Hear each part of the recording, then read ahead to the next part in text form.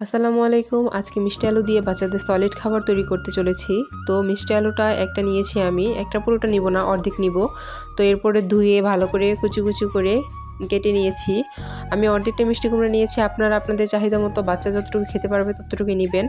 এরপরে ১ গ্লাস পানি দিয়ে চুলাতে বসিয়ে দিলাম সিদ্ধ হওয়ার জন্য। সিদ্ধ হয়ে গেলে আমি একটা ডালঘুটনি ব্যবহার করেছি, তারপরে ভালোভাবে ম্যাশ করে নিয়েছি। আপনারা এভাবে ম্যাশ করে নেবেন। এরপর ঠান্ডা হয়ে গেলে আমি এখানে ফর্মুলা মিল্ক অ্যাড করেছি।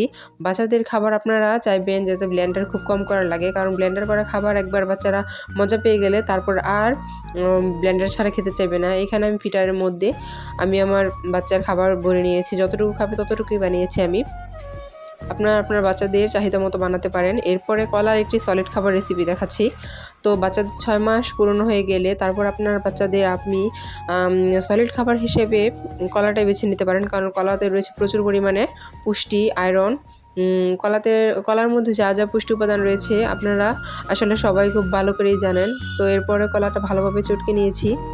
চটকে নেওয়া হয়ে গেলে আপনারা দেখতে পাচ্ছেন কীভাবে চটকাচ্ছি। আস্তে আস্তে ভালো করে ম্যাশ করতে হবে যেন বাচ্চা যেন খেতে পারে, যেন গলার মধ্যে আটকে না যায়, কারণ ও তো সবেমাত্র শুরু করবে। তো শুরু করার জন্য আপনারা অবশ্যই আস্তে আস্তে কিছু দিবেন না, কারণ গলার মধ্যে আটকে যেতে পারে। তো এটা বাচ্চাদের জন্য ক্ষতিকর দিক বয়ে আনতে পারে। এজন্য আমি ভালোভাবে চটকে নিচ্ছি।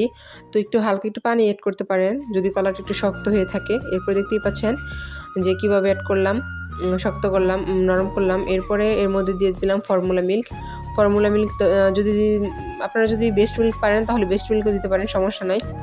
তো এরপর ফর্মুলা মিল্কটা ভালোভাবে নেড়ে চেড়ে মিক্স করে নিচ্ছি একসাথে। ভালোভাবে মিক্স হয়ে গেলে এরপর দেখতে পাচ্ছেন কীরকম দেখাচ্ছে। এরপর একটা বাটিতে নিয়ে আমি আমার বাচ্চাকে খেতে দেব। আশা করি সবাই ভালো লাগবে ভিডিওটি দেখে। আপনারা আপনাদের বাচ্চাদেরকে এভাবে গাজরের, মিষ্টি কুমড়ার, আলুর, তারপরে হচ্ছে এগুলো রেসিপি করে দিতে পারেন। তো আপনার বাচ্চা নিশ্চয়ই